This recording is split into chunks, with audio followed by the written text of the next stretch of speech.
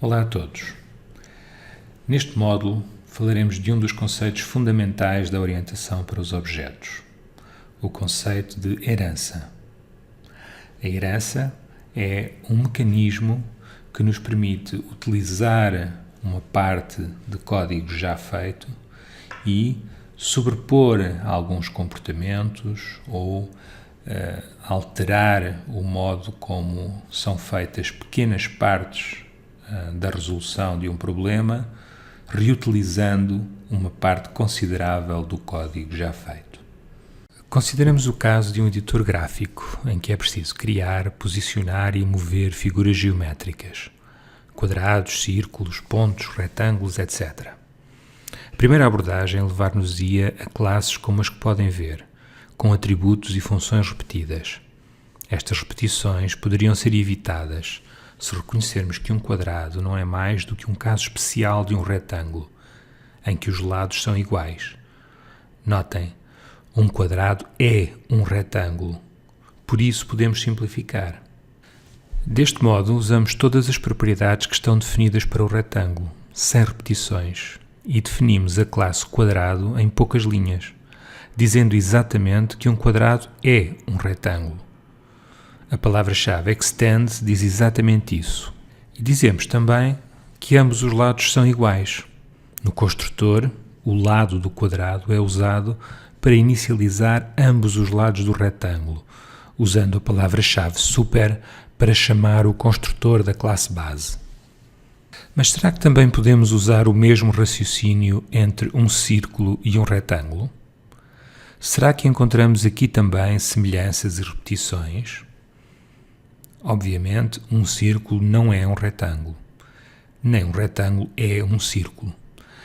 Mas ambos são formas. Será que neste contexto há propriedades que todas as formas têm? Sim, a posição e a possibilidade de ser deslocada é comum a todas as formas, independentemente de como cada uma destas interpreta a sua posição. No retângulo, poderia considerar-se que a posição indicada representava sempre o canto superior esquerdo, por exemplo. E no círculo a posição representa o centro, mas o movimento é feito exatamente do mesmo modo. Assim, podemos simplificar ainda mais.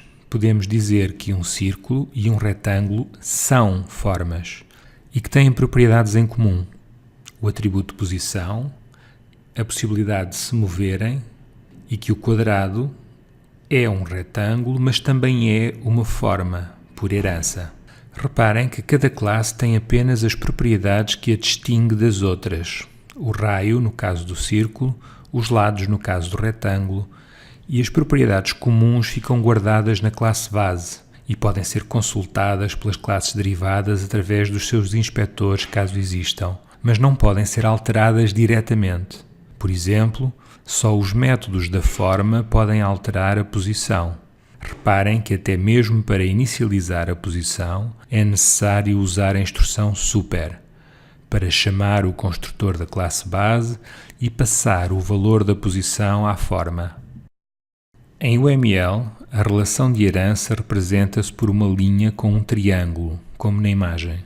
Esta relação deve sempre representar o conceito de E1, no sentido em que deveremos poder sempre dizer entre uma classe base A e uma classe derivada B que B é um A. Ou, neste caso, um retângulo é uma forma, um círculo é uma forma e um quadrado é um retângulo, em que os lados, neste caso, são do mesmo tamanho. A utilização da herança para comprimir conceitos, mesmo quando estes têm uma estrutura interna muito semelhante, é errado e pode trazer vários problemas. Por exemplo, se tivermos uma classe que representa um vetor bidimensional com duas coordenadas inteiras e precisarmos de uma classe que representa um ponto bidimensional, também com duas coordenadas inteiras, nenhum destes deverá ser usado como classe base do outro, dado que representam conceitos diferentes e que rapidamente podem divergir durante o desenvolvimento do programa. Quando isso acontecer, a classe derivada pode herdar comportamentos que não fazem sentido para essa classe. Só garantindo que, qualquer que seja a interpretação, a relação de E1 se mantém, é que se pode usar este mecanismo de herança. Uma das vantagens da herança é que é possível guardar numa referência para a classe base uma variável de qualquer uma das classes derivadas. Por exemplo, uma referência para uma forma pode guardar um retângulo, um círculo ou um quadrado. E uma lista de formas pode conter qualquer uma das formas. Obviamente que através destas referências só podemos usar as propriedades que são comuns a todas as formas. Se quisermos voltar a utilizar propriedades específicas da classe derivada, temos de voltar a ter uma referência mais específica. Consideremos agora como se poderia definir um triângulo, definido por 3 pontos, a posição e 2 outros que se supõem não colineares. Neste caso, o método move teria de afetar todos os pontos e não apenas a posição da forma, isto é, teria que ser redefinido. Este processo de redefinição de um método numa classe derivada é conhecido como sobreposição de métodos. Ao criar o mesmo método com a mesma assinatura, isto é, o mesmo nome, o mesmo número de parâmetros, o mesmo tipo de parâmetros e um tipo de retorno compatível, este sobrepõe-se à utilização do método da classe base sempre que for chamado para um objeto da classe derivada.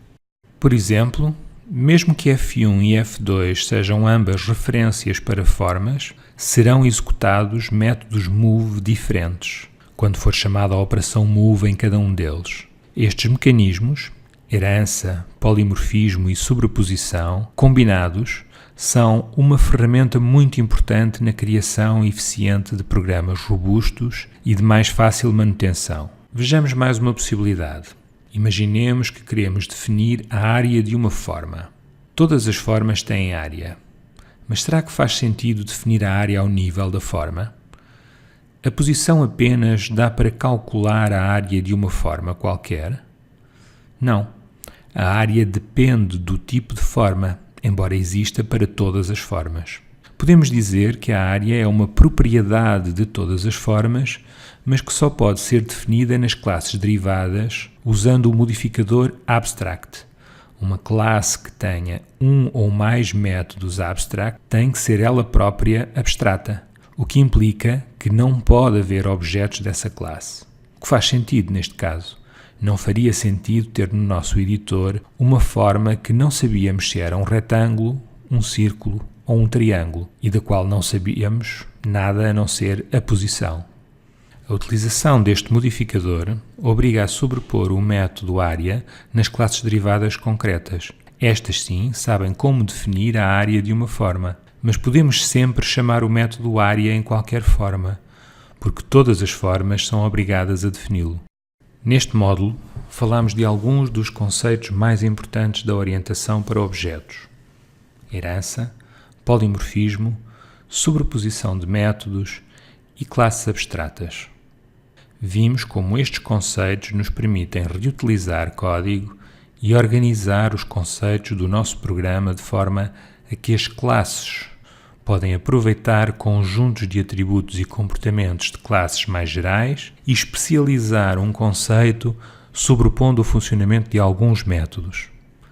Vimos ainda que, em alguns casos, é útil declarar métodos como abstratos numa classe base, para adiar a sua definição para as classes mais especializadas, em que já é possível definir o conceito adequadamente. O livro de referência tem muito mais detalhes e estes vídeos não substituem a sua leitura, que é essencial para quem quer aprender a programar. Não esqueçam também que praticar é fundamental para aprender a aplicar o que se aprende nesta disciplina. Até ao próximo módulo.